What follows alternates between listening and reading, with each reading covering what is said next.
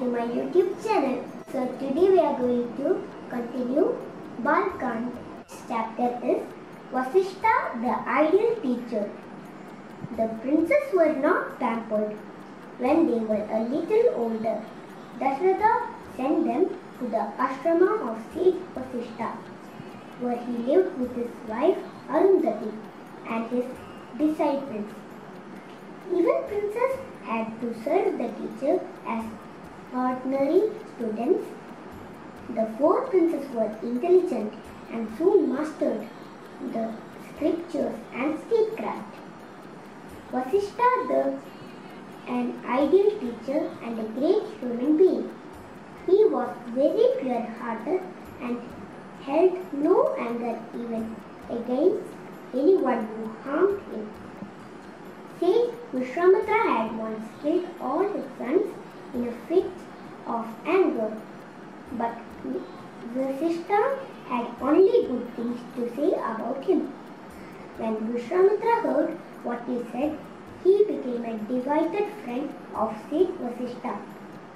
It was Vasishta who taught right conduct to the princes and made them understand what was expected of a king in dealing with his subjects. He taught them the value of being disciplined and righteous. Returning home, Sage Vasishta sent a message to Ayodhya when the princess completed their education. Dasharatha sent his minister Sumantra to fetch the youngsters. Princess left for Ayodhya. The city had turned out into the streets to welcome them home. A great cheer went up as the people saw the chariots coming in with the princes. All the princes greeted their mothers before they all bowed to their worthy father. Dasharatha was delighted to have his sons back and watched with pride and joy the way Rama guided his younger brothers on the matters of conduct and statecraft. One day, Sage Vishwamitra came to the palace. Welcoming him, Dasharatha assured him of any help he needed. Vishwamitra said that two demons, Maricha and Subahu, were disturbing his worship and sacrifices.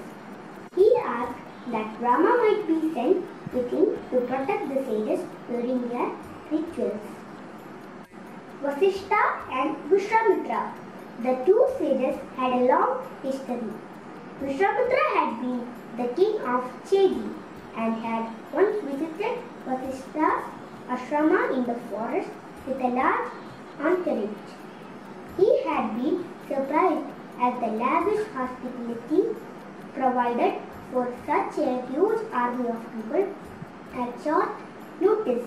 He asked the sage for the secret. Finally, Vasishta showed him Sabala, the sacred cow, who was the daughter of Kamadhenu, the divine cow of the gods. She could provide anything. The king wanted the cow for himself, but no amount of persuasion, exchange, or praise could make Vasishta give his beloved cow to Vishwamitra. Finally, he ordered his soldiers to grab Sabala and take her. Sabala pleaded with Vasishta to save her. Vasishta said she must produce more soldiers than Vishwamitra. Sabala understood. No matter how many soldiers dragged her, she had an ever-increasing army defending her. Vishwamitra's army failed. Vishwamitra seeks advice. When all his efforts failed, Vishwamitra asked Vasishta the secret of his great power and strength. My strength comes from my inner being and is created by meditation and austerities, replied Vasishta. I have been a powerful king and want for nothing, and yet today I am humbled by a sage in a forest. I acquire this power, Vishwamitra decided. He called his son and asked him to rule the kingdom. He himself chose to stay in the forest, leaving behind all his pomp and ceremony. He began practicing austerities till he could please Lord Shiva. When Shiva appeared, Vishwamitra asked for power to match that of Vasishtha and defeat him. He specially asked for the Brahmastra, an invisible weapon. Shiva granted him the boon. He immediately attacked Vasishtha, who calmly planted his staff at the ashrama gate and went back to his meditation. Vishwamitra weapons, including the Brahmastra, were stopped by the staff. Vishwamitra's frustration. Once again, Vishwamitra asked Vasishtha the secret of his power. What is the use of being a powerful Kshatriya when I can be defeated by a mere sage? He wondered. I must be a Brahma Rishi like Vasishtha. With his desire, Vishwamitra began to perform more austerities, but even after years, he was recognized as a Raja Rishi, not a Brahma Rishi. At that time, King Trishanku ruled in the Suryavanshi dynasty. He was extremely handsome and loved his looks so much that he wanted to remain young and handsome always. Vasishtha, his teacher, advised him not to be so foolish. So he asked Vasishtha's son, angry that he should violate their father's advice. The son cursed him to become a keeper of cremation grounds. He became ugly. He went to Vishwamitra, who took pity on him. He began a yajna, by which Trishanku went to heaven.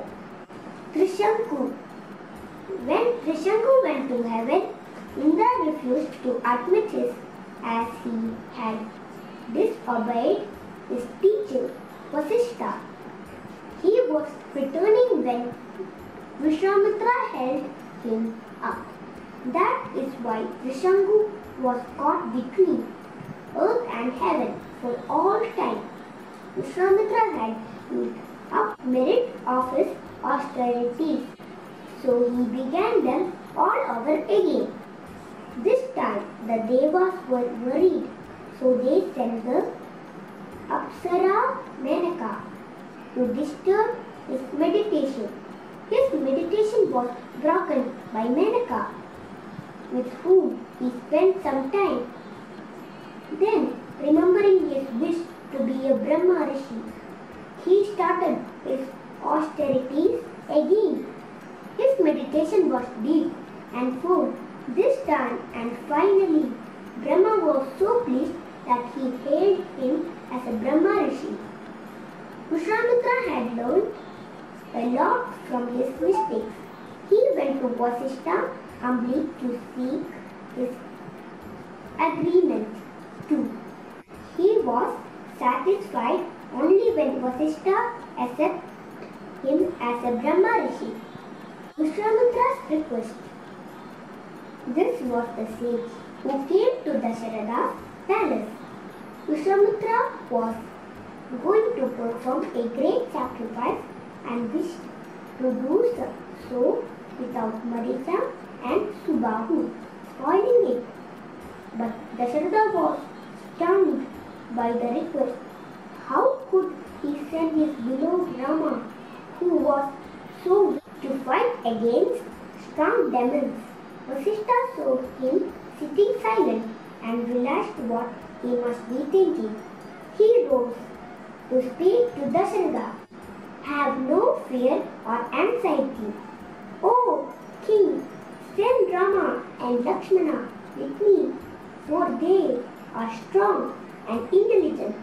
The sage will bring them great good fortune. No ill shall befall them.